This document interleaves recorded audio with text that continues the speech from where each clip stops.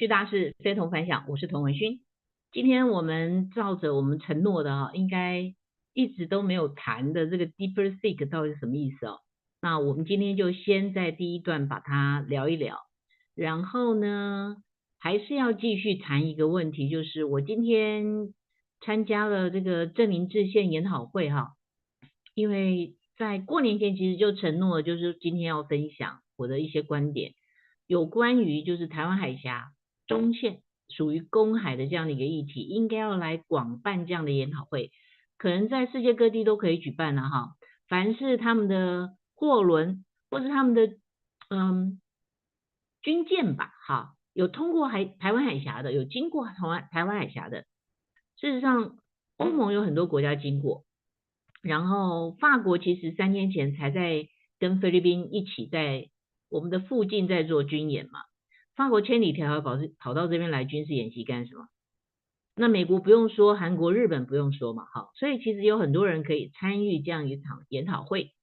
然后国际知名的这些货柜公司也一样哈，也应该是我们邀请的对象，甚至有一些 NGO 团体有兴趣的，应该都可以来报名。那第一场应该在台湾举行，台北，呃，可能之后哈，我们办了很多场之后，可能可以移师到澎湖。澎湖虽然没有很大的场地，但是也可以想办法嘛哈。那为什么去澎湖呢？台湾海峡中线呢、澎湖是一个非常关键的一个要冲，然后从澎湖看台湾海峡，从澎湖看我们的玉山、阿里山也蛮有趣的哈，它就是海上的一艘航空母舰哈。好，那甚至可以移师到花莲啊，好，很多地方可以办，台东也不错。那但是第一场在台湾举行之后呢，我认为第二场应该要在美国，然后之后呢就来回丢球。那举办的人是谁呢？哪一个单位最适合举办这个哈？我认为有一个单位叫做海基会，海峡交流基金会，海峡归他管嘛哈，所以应该有海基会，他也有预算啊，来负责担任当这个主办单位。这个是我觉得应该要大大来推广这件事情，尤其台北现在这个在我们的南港有非常高档的，这是世界级的水准的这一些5星级饭店，那这些饭店的场地都很大，要举行这种国际的研讨会一点都没有问题。尤其我们有南港的展览馆，都非常的新，旁边的饭店也足够，可以让这些来自世界各地的关心海峡中线应该属于公海的，然后共同来维持台湾海峡的和平。这个应该要诉诸于全球，因为通过这边的货物量、吞吐量，涉及全球的整个 GDP 的55%，那影响当然非常的巨大的哈。所以大家可以列明到底哪些国家应该邀请他参加凡是有这个外贸的这些国家都应该要参加事实上，连加拿大的军舰都曾经通过台湾海峡，他来这里干什么？德国的军舰、英国的军舰、韩国、日本不用说，对不对？都应该要邀请他们来参加。所以今天其实跟一些前辈讨论这个话题的时候，他们都非常赞成这样的一个点子哈。那事实上，我们还有很多其他的国际会议可以举行，还不止这个议题哈。比如说，现在应该要做的这种现武谈判呐、所以我们今天第三个话题就是我们继续来讲这个 Turning Point 这个影集转捩时刻这个影集那我们进展到了第4集，第四集其实就是在讲在核武不断的竞争你做多少枚，我做多少枚，一直不断的竞争下去，然后曾经有几次因为电脑的错误，所以美国这一边或者是苏联那一边都曾经触碰可能就已经在发射核弹的这种边缘了。美国这边也发生过，那苏联那边也发生过，甚至在非常紧张的时候我记得那时候有一架大韩航空的飞机，那这个飞机呢，竟然因为有点偏离航线，然后飞越了苏联的一个重要的潜艇的基地，然后就被苏联给打下来了。那当时那个飞机上面，我那时候是高中生哈，应该是高中的时候没有错。那个飞机上面还有我们学校的老师，很不幸的那时候，因为从美国回来，韩航哈是比较便宜的航空，然后就是到了韩国转机，这个是比较便宜的，直飞的班机一直都是比较贵的。那就在那一次的失事哈，有我们的老师在上头。到今天为止，可能很多人的尸体都还没有找到，就从此就是你被一个战斗机的飞弹打到，还可以尸骨，真的完全是尸骨无存的了哈，非常悲惨的一件事情。总共有两百多人因此丧生，可是苏联有没有承认错误？没有承认错误，他们有一句叫做这个死鸭子嘴硬哦，他们最后把它捏造成这一架大韩航空的飞机，虽然是民航机，可是它这个飞机上面呢，一定是装了美国的侦测器，为了要刺探我们的军情，大概是这个意思。就200多人因此而丧命，所以你就知道一个独裁的，然后为了要捍卫党的利益，完全不讲道德、不讲人权、不尊重性命的这样的一个政权，对全世界有多大的危害？这个也是韩国跟日本，其实在就是整个在北边啊，我们讲整个亚洲有东北亚、东南亚啊，哈，那东北亚这一块实在是这两个国家也很辛苦啊，他们周边就两个，一个是现在的俄罗斯，以前是苏联，然后一个是北韩，一个是中共。都是非常不友善的国家，甚至主张扩张主义。那真的很辛苦哈。我觉得这两个国家，他们有战斗的经验，跟各方战斗的经验，韩国是一个哈。那日本当然他在二战的时候他是战败国嘛哈。跟台湾相比啊，台湾相对的是比较，怎么说？我们还是比较单纯，因为这块土地上从来没有发生过激烈的战斗。我们不是什么战斗民族，我们也没有发生过有多少人因为战争的因素，所以在这块土地上死亡，很少。就在日军侵台的时候，那个有一些包括汉人啊、客家人啊，还有原住民，有一些激烈的抗争，但都不是大规模的，也没有造成大规模的死亡，所以台湾这块土地上的冤魂不多啊，跟俄罗斯相比，跟德国、跟乌克兰相比，其实我们真的是非常干净单纯的一个土地哦。因此，我们要去理解这些国家所经历的苦痛，可能只能极尽我们的想象，因为那不是我们的历史经验。再来就是我们的国际的参与，因为在1971年之后，我们就已经几乎这个50几年来啊，我们没有什么国际参与，即使是韩国、日本呢，他们都有一些战地记者，然后他们也有维和部队啊，有这样的一个国际参与，他们的医生有一些国际的参与，跟台湾就完全不一样。所以我觉得长期以来台湾受到不公平的待遇，那转变的时刻已经到了哈。好，我们就第一段好，先来谈哈，就是这个为什么叫做 DeepSeek 哈，这个 AI 的问题。AI 的问题呢，我找到了一篇文章，这个文章真是分析的很好，先跟大家分享这个文章哈。好玩的就是在第一时间，当时 DeepSeek 说出来，就是说它用比较少的晶片，然后它可以比较省电，然后它可以达到跟现在所有的这种大型的聊天机器人 LLM 几乎相同的效果的时候呢，那华尔街的这个股价就大跌，尤其是 NVIDIA 的股票，对不对？那隔几天之后，这件事情呢，又降温了，然后 NVIDIA 股票又回来了。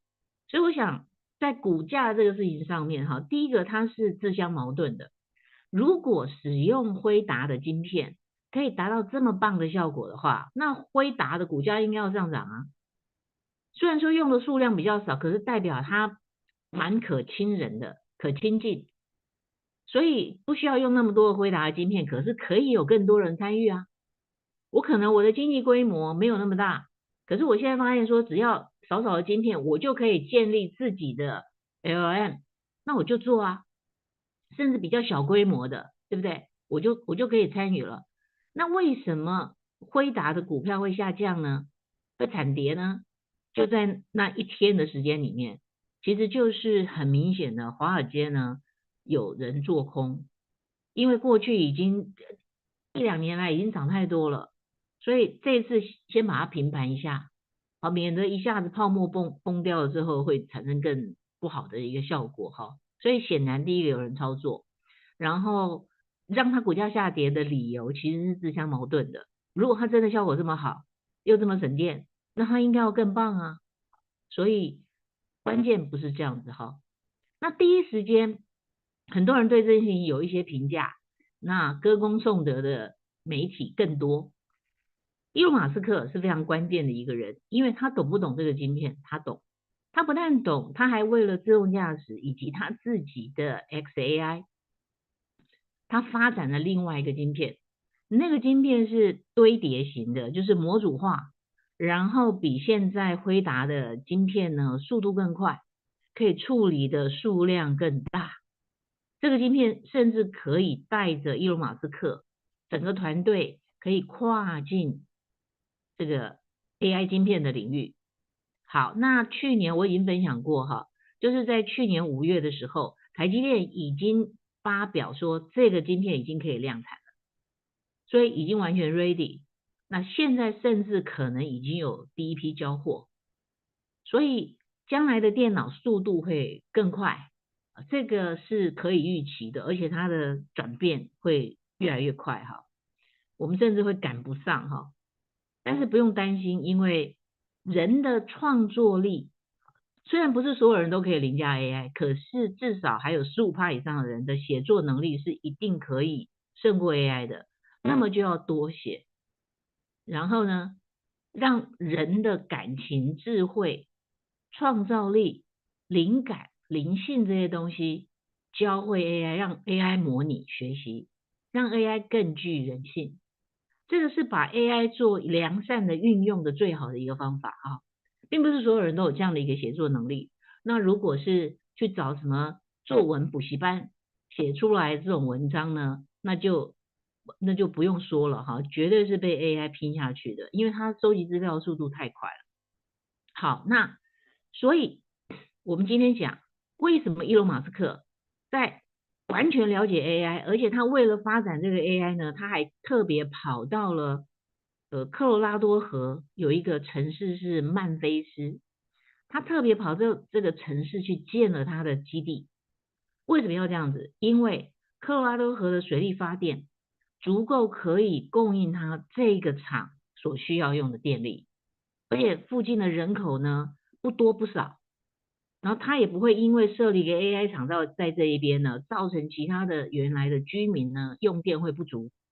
可是为了保证用电会足够，他甚至还投资这个电厂，让它可以有更大的一个发电的能力，然后以这个投资换取什么呢？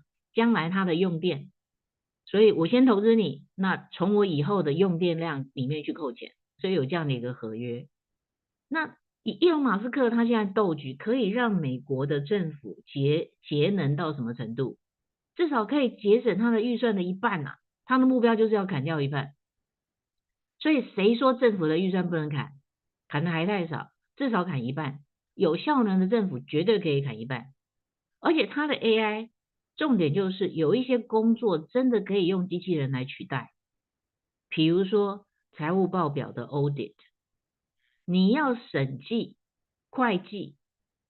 过去我们的审计部在看这个我们的劳动部在救安基金乱花的这件事情上面，就可以看出来一个非常严重的问题。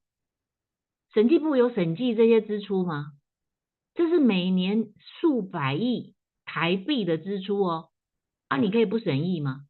我们今天公司或是我们的家庭几万块都要审计的非常的清楚的，对不对？可是审计部真的有去审计吗？整个国家预算已经到达了2、3兆，有每一笔都去审计？根本没有，根本没有，做不到，他就是用抽查的。那你好死不死不要让他抽查到，没抽到的那就让他过去了。所以他不知道许明春有拿救援基金去办演唱会，他不知道他要去补助东补助西，然后自己救援基金的委员会拿救援基金来做研究经费，这种私相授受自肥的这样的一个动作，审计上面绝对过不了关的啊。为什么没有审计出来？就是因为他们是用抽查的，不是每一笔都审。那将来 AI 我们就直接叫 AI 直接审啊，每一笔都审，没有东西可以跑得掉的。所以为什么美国的预算真的是庞大，而且他们当时的做的这一些会计簿记没有做得很详实哦，很多东西都缺漏，他们却可以用4个人年轻人进去哦，跑一个城市，AI 就可以做分析，然后全部归纳统计出来，一抓一大把，数以千亿计的这样的资产的浪费。所以现在他们一个一个部门马上关门，关到现在干嘛呢？因为马斯克今天他们宣布啊，要关掉欧洲之声啊，包括美国之音，都要把它关掉。为什么？他认为政府不应该投资媒体，党政军退出三台的时代，现在发生在美国。政府当然不应该投资媒体，你即使转一个白手套，先把政府的钱拨到一个基金会，再从这个基金会去养这个媒体，都不应该养。可是我告诉大家，真正为什么要关掉美国之音的原因是什么？长期以来我们就知道它就是一个中共渗透的非常关键的一个单位啊，然后给你一些左派的思维，似是而非的东西，对于中共总是小骂大帮忙。所以为什么有一些人早就在美国之音被开出去，还有人抱着他们的现在变成在做自媒体的时候，抱着他们频道看啊，小心啊，匪谍就在你身边。好，所以连美国之音都要关掉了。要知道啊，当时在越战的时候，最有名的就是什么？美国之音啊，早安啊，什么西贡之春啊。那你听不到其他的声音的时候，就是很期待可以听到美国之音嘛。所以它有各种语种，对不同的国家广播。那现在美国之音要被关掉了啊，我觉得关得好，真的是关得好哈。那不只是政府不应该涉足媒体啦，媒体应该要自立啊。事实上，现在媒体也都被 X 快要打趴了嘛，哈。你的速度没它快啊，你的分析没它快啊，你的观点恐怕有问题，对不对？那它比较客观啊，它集合各方的观点，你都可以看得到。那你不想要去捞这些东西的时候，很简单，叫 Grok 抓回来给你看，那就是秒懂。你不需要看那么多垃圾新闻啊，你知道那么多的媒体，这些演艺圈的人，他的私事，谁跟谁分手了，谁跟谁在一起了，你知道这些东西对你的生活有什么样的影响？对啦，除了娱乐的时候，我们真的要消遣的时候，就像今天有人看球赛了吗？我今天早上因为本来想看，可是因为我已经承诺了，就是我必须要去上正林制线的这样的一个研讨会哈，所以今天我是主讲哈，讲海峡中线是公海的这样一个议题，所以我没有看哈，啊没看也好了哈。川普支持的那个队伍呢惨败哈，就是打破3连胜的这样的一个魔咒哈，没办法打破，你就是2连胜啊，那就应该要换人拿走这个超级杯，也挺有趣的哈。那所以讲回来，这个 AI 啊，DeepSeek 为什么伊隆马斯克就他自己的投资，他是非常的专业，他知道晶片，他也知道要耗多少电力，然后 database 要怎么分析，哎，那他第一时间对于 DeepSeek 这家公司的发表，以及股票大崩啊，这个美国的股票大跌，它只有2个字回应，叫做 DeepSeek。我一开始也没看懂，我说这是什么意思？当你翻译很容易嘛，就是把这个深层的搜寻啊，叫做更深层的搜寻 ，deeper 嘛哈，不是最深层的 deepest 的，它是 DeepSeek，那什么意思？更深层的搜寻，好像也不是什么坏的意思啊。那所以我就想说，哎，因为他很喜欢用那种网络文，他是一个喜欢用网络文去消遣别人，或者是去嘲讽别人，他是专家，很厉害。所以这2个字的意思，乍看之下没有恶意，可是他绝对有一个非常非常非常深的歧视或是嘲笑在里面。然后2天之后，我就看到这篇文章哈，这篇文章呢，它是英文的，然后是斯坦福哈，它是 Global Digital Policy 这个就有关于网络的这个 Policy Center 哈这样的一个单位，它所分享的哈。那我们一样把它翻译成中文，这样子大家可以在阅读的时候比较容易理解它。好，就是这篇文章哈。他讲说，taking stock of the DeepSeek shock 哈，就把这个问题吞下去嘛哈，我们把它翻成中文。好，盘点DeepSeek 带来的冲击哈。好，那这个全球数位政策孵化器哈，这个关键就是这个哈。那他就是2月5号的时候这样的一个分析。那写作的人是英文名字，但是分成中文的时候很有趣，变成莫文蔚啊，不是莫文蔚写的哈，是英文的哈。OK， 好，然后他就讲，就是随着中国农历新年的到来哈，那 DeepSeek 它有一个这个假日模式，它就放假了嘛哈，这家公司就放大假了。那放大假呢，就让因为它的模型的表现呢、在放假之前呢，它的表现跟 OpenAI 还有 GDP 哈是差不多4.0差不多，可是它的价格跟所费啊非常的便宜，然后呢就造成美国股市跟科技股遭逢史上最大的跌幅之一，像晶片制造商哈 NVIDIA 股价就下跌了18%，市值蒸发了5890亿美元。好，不过呢，它就隔天就回升了9%，就是上下震荡这样子。那就现在就一个问题来了哈，就是 DeepSeek 是如何有这样的一个成就？假设是真的是一个成就哈，那它的创始人是梁文峰，没有人认识他。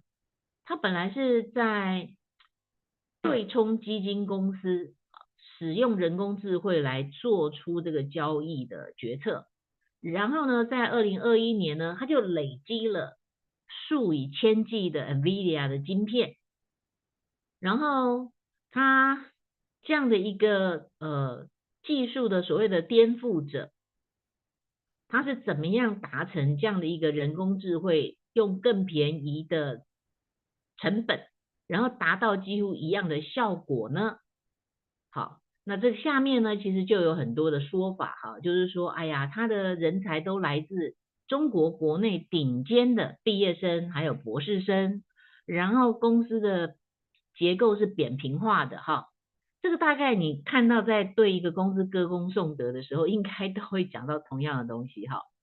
他说这个啊，它的品质不但便宜90%，然后呢，它的品质跟速度几乎快2倍啊。尽管这个 OpenAI 哈的效果还是很好，可是呢，它又便宜，速度又快，然后呢，他花了不到$600万来开发它的这个模型。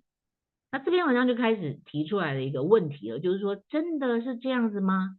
他总共培训的成本只有$600万，这是怎么做到的？这个成本呢，是不是包含了它的架构、演算法，还有之前研究的这些相关的成本啊？实验也是要有成本啊。为什么这么精准的就可以成功？好，所以呢，有人就分析说，有人就跟路透社讲说，他们预期啊，早期开发阶段依赖大量的晶片，这样的投资应该要高达10亿美元，而不是区区的500-600万美元就可以做到。这个差距有多大啊？500多万跟10亿美元呢？这个是差了不只是100倍啊！那有没有可能做到？至少5万个 NVIDIA 的晶片啊，5万片啊，这个就是伊隆马斯克的情况啊。那伊隆马斯克这么会省钱，那是省钱一哥，他有可能明知道只要几百张、上千张的 NVIDIA 的晶片，他有需要去用到几万张吗？就做不到嘛。所以进一步的分析，这个中间到底发生什么事？为什么伊隆马斯克说 DeepSeek 是 DeeperSeek 啊？就是很简单，他这个下面有一个分析，有兴趣的人可以找出这篇文章自己更深入的来看哈。好，他就也讲到了华为哈，然后甚至有后续的一些影响，就是说川普要对于中国的晶片的这个问题哈，在进行什么样的一个处理啊？可是我们就来说，真正的分析还是直接来回答为什么伊隆马斯克说它是一个 DeepSeek 啊？其实关键就是蒸馏这两个字，蒸馏哈，就是当你酿酒的时候，或者说我们要把水提炼成纯水，就有蒸馏水，对不对？那蒸馏或是蒸馏酒，其实很简单。我呢根本没有去做研究，我也没有去搜罗，我根本没有 database，我没有资料库，我就拿你的模型，好，我就拿你 OpenAI 的资料，我也去后台去用到 Microsoft 的或是 Google 的他们的机器人，我去问一些经常会被问到的问题，然后大量的去访问这一些已经开发成功的这一些 AI，然后我就把我挖回来的资料呢，建成我自己的资料库。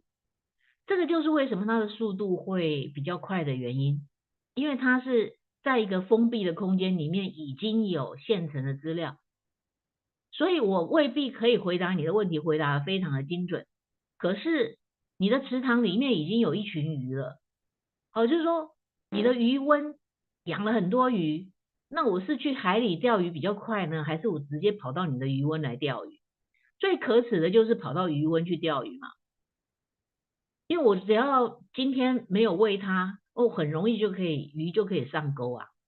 好，所以我们曾经去朋友的鱼温哈，他是养龙胆石斑，去鱼温钓鱼哦，去享受那个石斑的那个拉扯力哦。那当时我就笑我先生说，你这么爱钓鱼的人哈，你这个是作弊哈，因为你到别人的这个鱼温来钓鱼哦，你不是真的到海边去钓龙胆石斑哦，那个需要的技术跟艰困程度不一样哈。你要钓龙胆石斑，你可能要搭船出去嘛，那我们就直接开车，然后下车之后就到他的渔温去钓鱼了哈，在台东啊，也是一个很有趣的经验。所以 DeepSeek 就是去别人的渔温钓鱼，钓来之后呢，把这个鱼就养在自己的池塘里。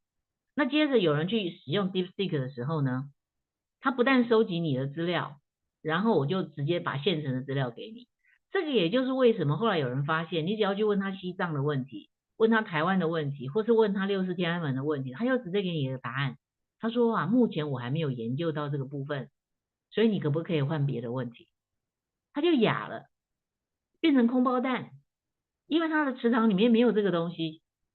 这哪里是 AI 呢？这不是 AI，这是假的。所以为什么伊隆马斯克第一时间就判断，他一定玩过这个东西，他玩过他就知道了。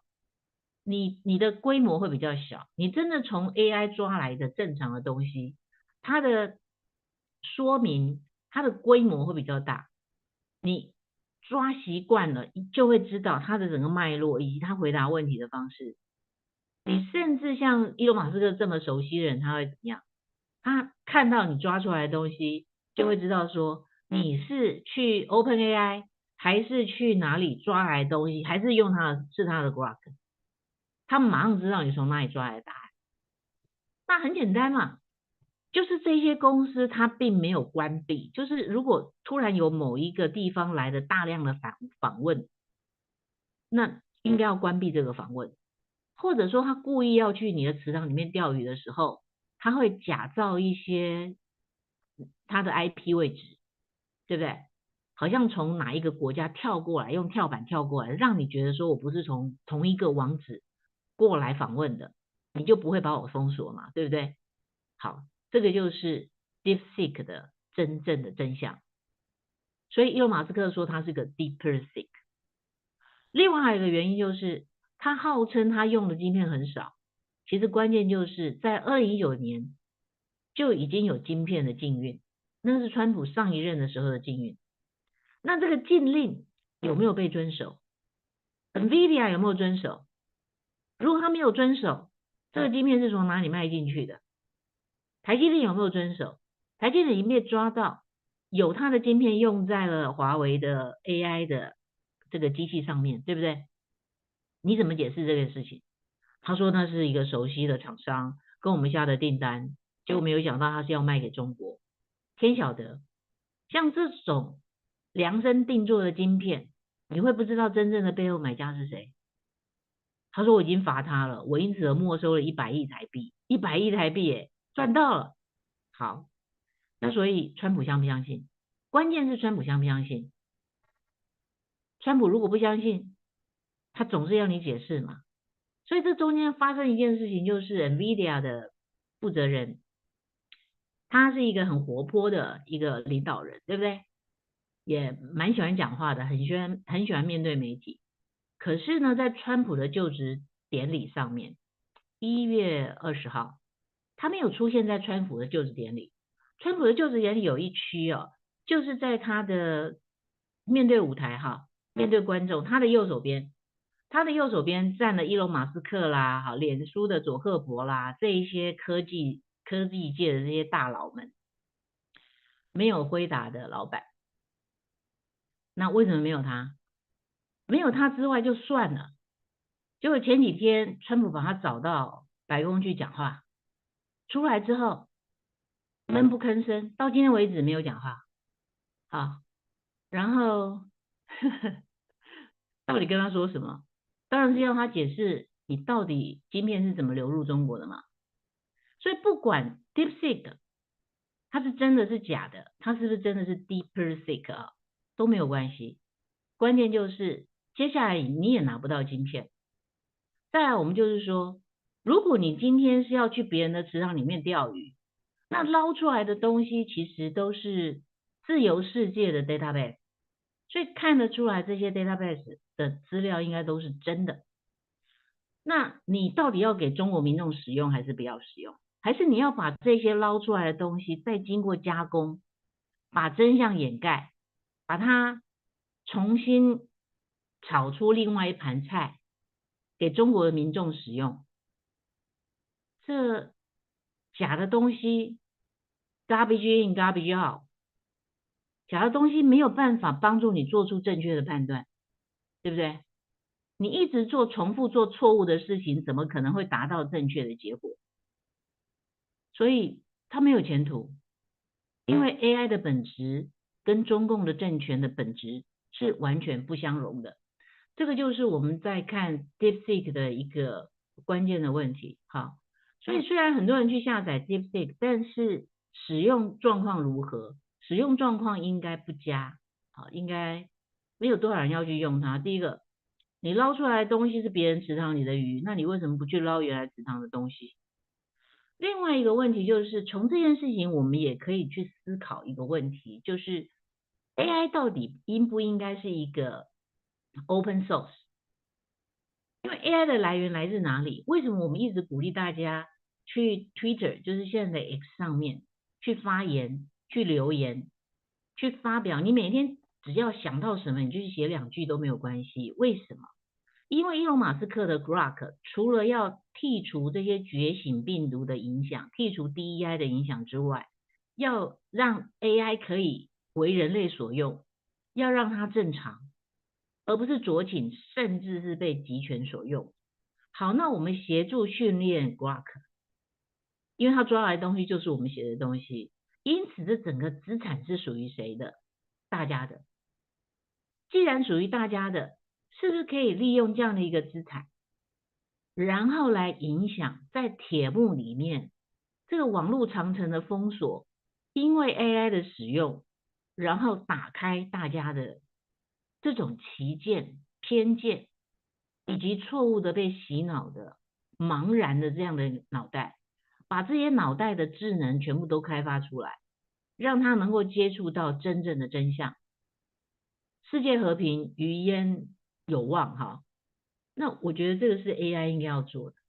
这也是伊隆马斯克他当初为什么要投资 OpenAI， 以及后来发现说 OpenAI 走歪了之后，他再去创建自己的 AI， 这是他的初心。我相信这个初心应该是不会改变，而且也是因为这个是所有的人类的智能的累积，他要做的就是把宇宙的真相找出来，这是他投资每一个企业产业的最后的目的。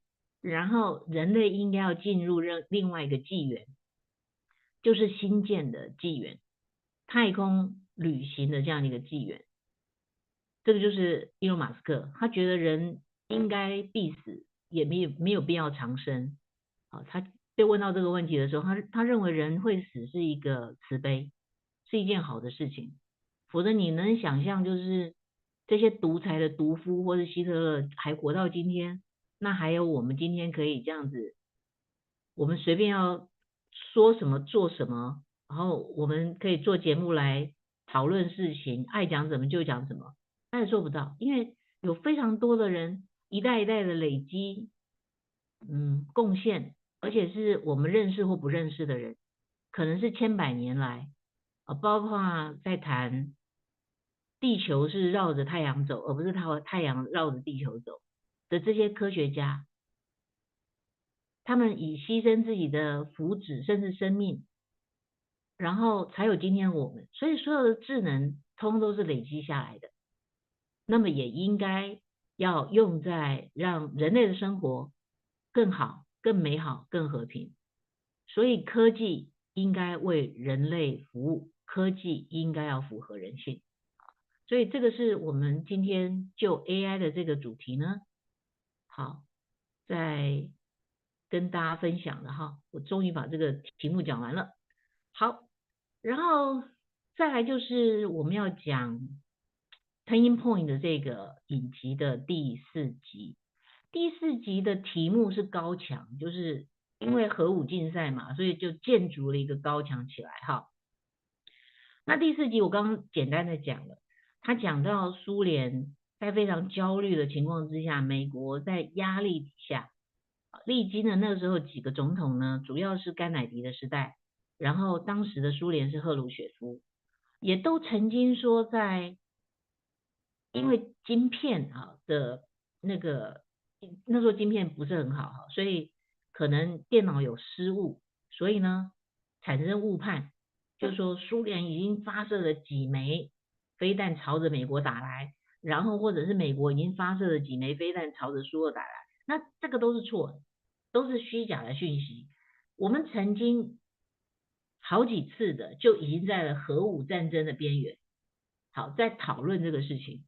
那我觉得关键来了，就是看现在川普的布局。现在川普的布局呢，包括格陵兰的布局，包括巴拿马的布局，包括中东啊，然后更重要的是，我认为他接下来应该会布局哪两个地方呢？一个应该是古巴，一个是菲律宾，最后他才会处理台湾跟中共的问题哈。那为什么谈到古巴呢？因为古巴就是在这个 Turning Point 这个影集里面，也是一个非常关键的角色，就是谈到了古巴危机，卡斯楚。当时古巴危机就是因为苏联赫鲁雪夫的 idea，他把这个核弹部署在古巴，然后随时要打美国就可以打美国。其实有这个必要吗？美国并不想要扩张它的领土，除了它拥有核武，只是为了要和平，它真的没有任何的理由，它要主动去攻击当时的苏联。但是苏联就认为说，我们希望全世界变成共产主义，你们就是邪恶的帝国主义，你们是邪恶的资本主义，所以摧毁你不惜代价，因此就部署了核弹在古巴。那当时呢，后来就赫鲁雪夫跟甘乃迪就达成了一个协议，这个协议一直都没有公诸于世。那这个协议是什么呢？这个协议就是你把核弹拆掉，撤回去，然后呢，我承诺我们不攻打古巴，我们不会攻占古巴。这个也是为什么明明古巴是这么小的一个岛，又离美国这么近，美国随时把它打下来就好啦。你为什么放着一个苏联的小老弟在你的后门呢、那随时可能朝你的心脏刺一刀。美国为什么这么做？就是因为在甘乃迪时代曾经有这样的一个秘密的协议。那这个也在《Turning Point》这个影集里面，在第4集就把它揭露了哈。所以这个非常重要。但是事情已经过去那么久了，当时是跟苏联的协议嘛。那所以现在跟俄罗斯呢，在2019年川普上一任的时候，事实上他就撕毁了跟俄罗斯的中程导弹的现武的协议，因为他说我遵守你不遵守啊。而川普打破了这个协议之后，让五角大厦可以去生产中程的导弹，而且是机动型的，可以在可以移动的这个发射台上面，一个发射台都可以发射4枚的导弹，这非常的重要。在军事演习的时候，就用在菲律宾的军演，那事实上就是在保护台湾。这个也是纽时曾经有过专文来谈这件事情，就是说撕毁跟俄罗斯的现武谈判啊，可能被最后得利的是台湾。这个也是川普为什么觉得说台湾应该要付保护费的原因，因为川普或者说美国，他为了他的国策，整个国家的利益，他事实上是在保护台湾。可是台湾就这个部分真的没有付钱啊，我们真的没有付钱，我们付的是我们买的那些军备。川普当然觉得不公平嘛，他不公平，他就想要跟你 bargain，他就想要跟你谈判嘛，哈。这个就是川普在上一任的时候他没有完成的事情，他想要完成一个什么样的使命？这个使命是过去的历任总统没有完成的，就是真的达成一个现武的谈判，尤其是核武。那你跟俄罗斯谈没有用啊。普丁说过了，普丁在俄乌战争之后，不止一次对媒体讲，不要把我当敌人，你们真正的问题是习近平，不是我。不惜出卖习近平，习近平也拿他没办法。或者是说他们现在在比赛谁先出卖谁，那显然是普丁先出卖习近平的可能性最大，因为他现在有一种急迫性，必须要终止俄乌战争，因为他已经陷入这个泥淖太深了，死了这么多人，这个是任何一个国家都承担不起了。但未来的战争就是机器人的战争，这个也是伊隆马斯克跟川普的整个合作里面非常关键的一个目标，避免有人员死亡，就用机器上战场。而机器上战场，伊隆马斯克已经说过了，电影里面、科幻小说里面所谈的机器人上战场，可能还有失误的问题。现实世界，机器人是不会失误的。那么俄罗斯也可以这么做啊，就用机器人去打嘛。他怎么可以死掉这么多的年轻的子弟，造成世代的断层？这事情绝对不能继续下去。好，所以在现武谈判里面，光是俄罗斯跟美国坐下来谈是没有用的啊，所以一定要中共也坐下来，3个国家都必须要签名。那你说签名之后，他真的会履行吗？那川普有的是办法让你真的兑现合约、履行合约。为什么？因为还有经济制裁的这种手段。所以川普说，如果我说过最美好的3个字是什么呢？第一个是上帝，第二个是爱，第三个就是关税。他非常的开心，他自己是个关税人。他对于 WTO 的了解啊，这个是超越历任的美国总统，因为他是商人，所以他对 WTO 的了解真的是超过历任的美国总统。他认为美国上了一个大当了，干嘛要把关税变成零呢？关税变成零，关税就真的没有了吗？商品没有因此而减少关税啊？有没有因此而减少40%？没有啊，这些钱呢被华尔街那些人赚走了。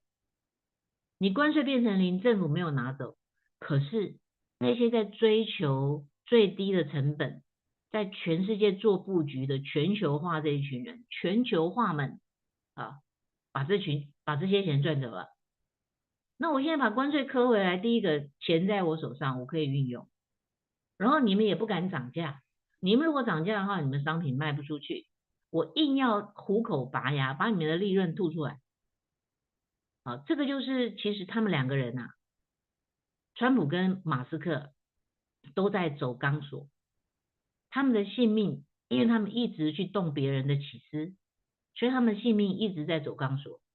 所以伊隆马斯克最近也说过了，他说他知道他是随时命在旦夕，他所做的事情，他把整个政府的资金这样砍掉，他把美国资金砍掉，他把这个 USAID 啊，有人提醒我说应该叫做 USAID，因为它不是 USAID，不是 China Aid，它是一个 agency 哈。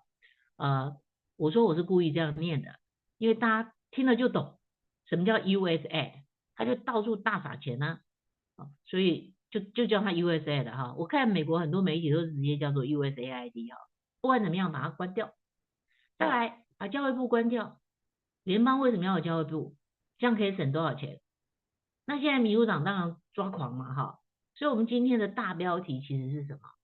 我觉得看这个态势，我们在趋势上面的判断一直都非常的准，这几年来我们的趋势判断是非常准的哈，因为有一分证据说一分话嘛，我们不是谈愿望，我们是谈趋势，所以民主党看起来是没有执政的希望了。你怎么会已经被抓包了？这几乎就是抓奸在床了。你们之前原来是这样花钱的啊，然后大撒钱到全世界去推广 DEI、同婚、同志，什么觉醒，这钱还撒到台湾来了。台湾有多少单位拿到你的钱？我们昨天公布过这个清单嘛，很多人看了很震惊啊。是啊，这个深层政府啊，听过但摸不到，谁是真深层政府？啊，你跑到台北车站前面街头大喊“深层政府给我站出来”，谁呀、神经病！可是深层政府就在你身边，这就是深层政府。他们用各种奇奇怪怪的方式渗透在你身边，然后这个深层政府呢，这几天啊开始发威，在干嘛呢？用台湾的频道，然后用外交的体系，在批评伊隆马斯克，在批评川普。那我认为这个就是民进党的上一任的政府到今天为止留下来的余孽。他们拿到了这些 DEI 的钱，想要继续享用这个钱嘛？可是人家断粮了，伊隆马斯克跟川普绝对不会再给你们这些钱。那断粮之后，我们就来看，你们是像我们这样的傻瓜，用自己的钱来讲真相，然后我们就可以每天都讲，持续的讲下去啊。因为我们从来不是靠谁来喂养。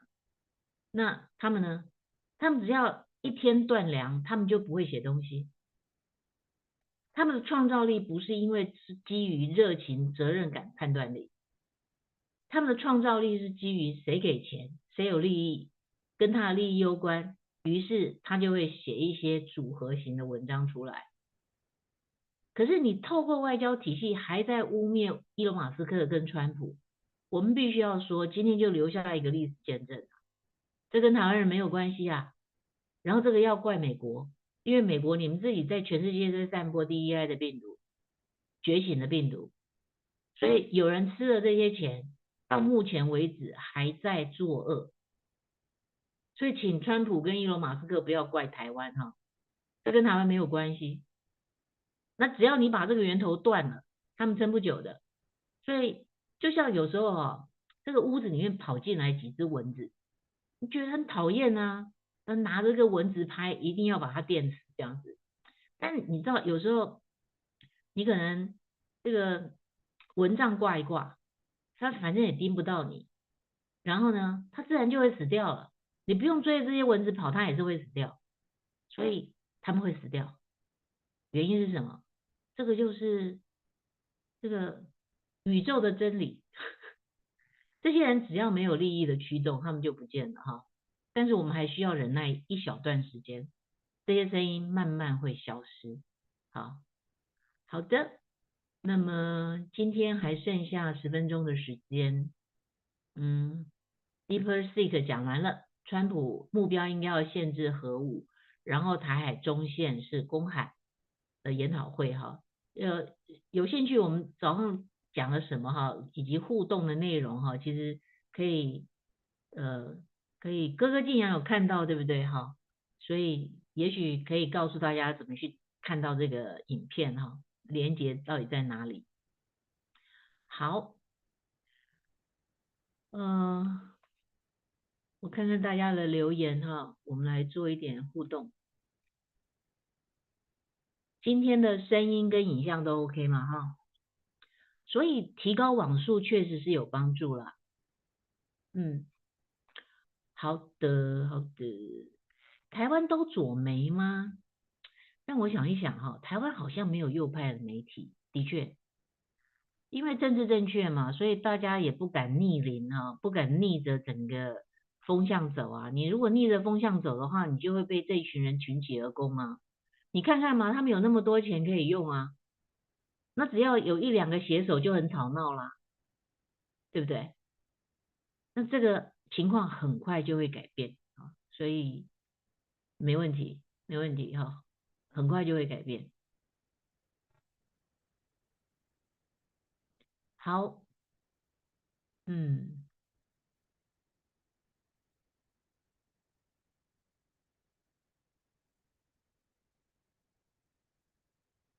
，DeepSeek 是未来的天网啊，他没有那个本事。我还是要说啦，大家可以理解吗？AI 一定要符合真实，否则你花钱做这个东西就一点用处都没有。很简单，毒树毒苹果，garbage in garbage out，就这样子。它如果不是真的东西，你分析跟做出来的东西，那就没有办法拿来当判断啊。那你拿一个假的东西拿来当判断要干嘛？你就会判断错误啊。所以这一点用处都没有的东西，你把它拿来干什么？我要怎么形容这件事情呢？比如说你要买一只股票，你应该有正确的 data 做分析嘛。他给你一个错误的 data，然后你进场去买了，那不是自找麻烦吗？想要破产的话，直接把钱丢到水里，还会听到声音呢？这样的 AI 是不可能存在的。好，左右的问题是不是？嗯，如果你把我当做是一个比较右的媒体的话，我认为我不是我认为我是站在中间我对于同志同婚我是不反对的，因为我觉得反对无效啊。每一个人的性取向是有原因的，甚至你如果从佛教的原理来理解它的话，累生累世嘛，转世嘛，然后你的记忆可能都还残留着，所以呢，你会可能身为男性，你还是对男性有好感，或是身为女性，你对女性有好感。这个因为累生累世啊，所以一直轮回转世，那没有洗干净。我觉得这没什么，但是呃，不要把你的观念或是你的问题强加在别人身上，因为我觉得更重要的还是自由。自由意志、自由，这个才是最重要的，这是至上的。自由选择，连神都会让你自由选择，何况是人类的社会哈。好，那就讲法律吧，对不对？既然有法律，就是法治。然后今天其实，在研讨会里面，我觉得最重要的就是，因为跟大家互动嘛，所以就有人谈到这个鸟笼公投的问题哈，或者是说铁笼公投的问题。那台湾的公投法，我认为是完全是违宪的。为什么违宪呢？因为我们不是已经把联合国的人权两公约当作是内国法吗？经过立法院承认，那这个联合国两公约就变成是我们自己国家的法律，我们承认它。那里面有著名自觉啊，再来宪法，宪法是人民跟国家的契约，我们没有给你的，就还在我自己手里。我们在宪法里面有允许政府可以用立法的方式来限制我们的著名自决权吗？没有啊，既然没给你，就是法律保留啊。都还在人民的手上，我没有授权给政府啊。那因此，公投法限制我们不可以表决什么国号啊、国民啊，我们可以变成美国第52州，这个不应该限制，这完全是违宪的。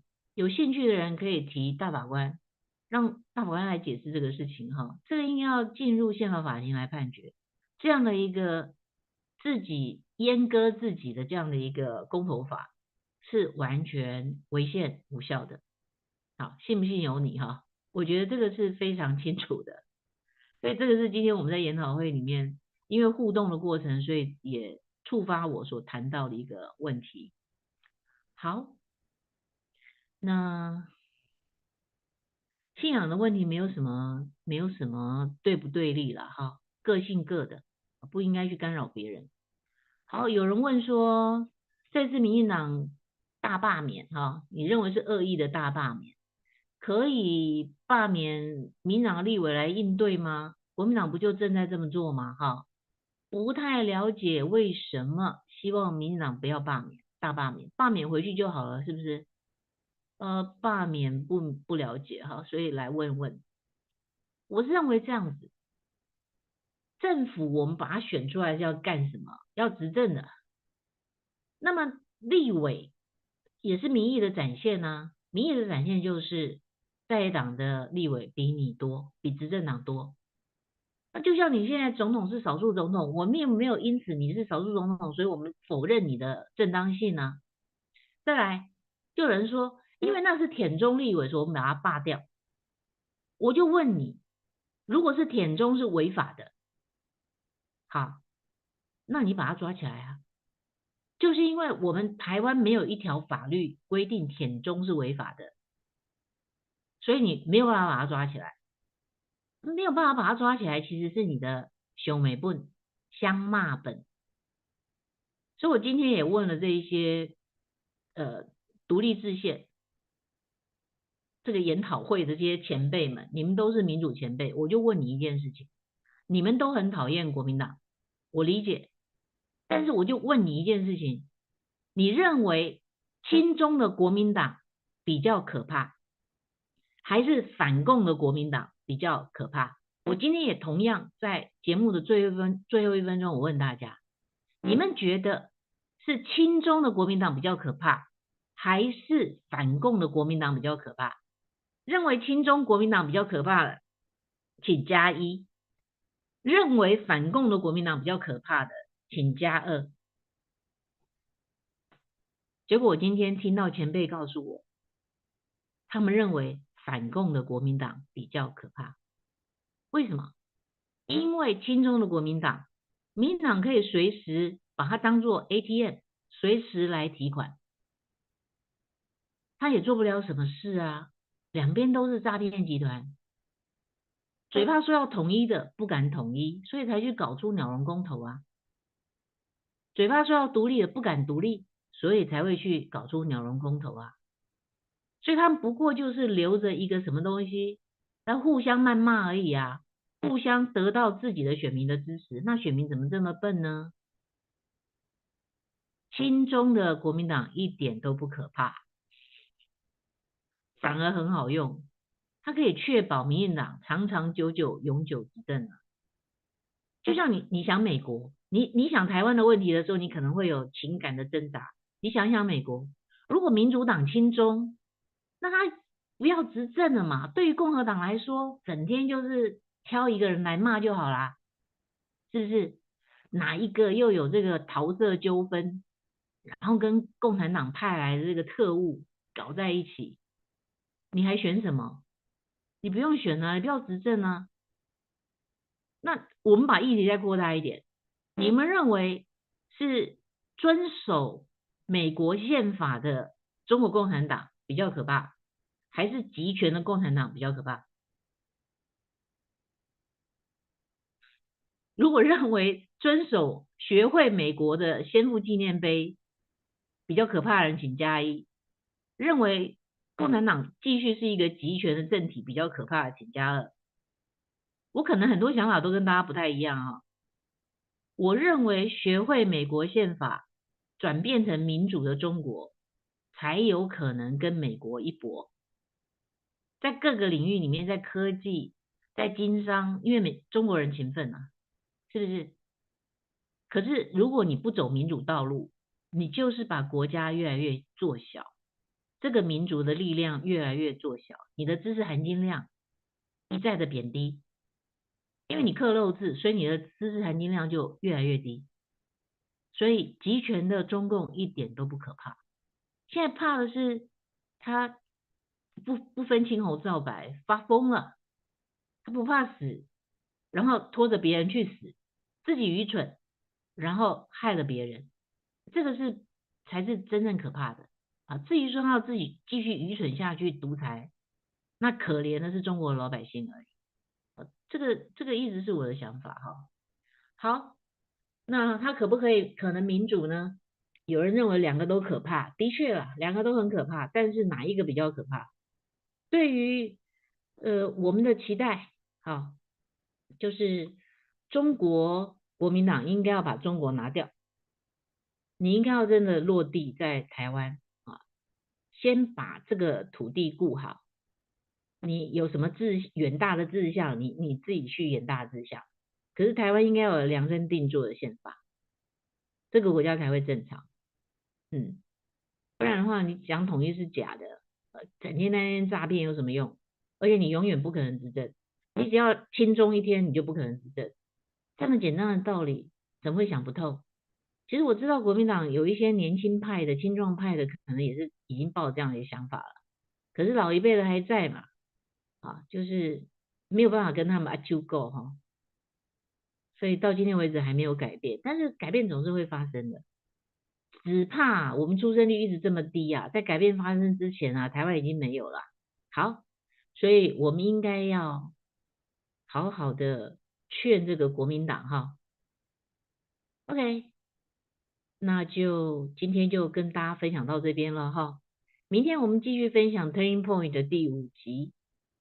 那它就有9集嘛，好，所以我们大概再过几天就可以把它分享完。也希望大家真的去看这个影集哈，非常值得看。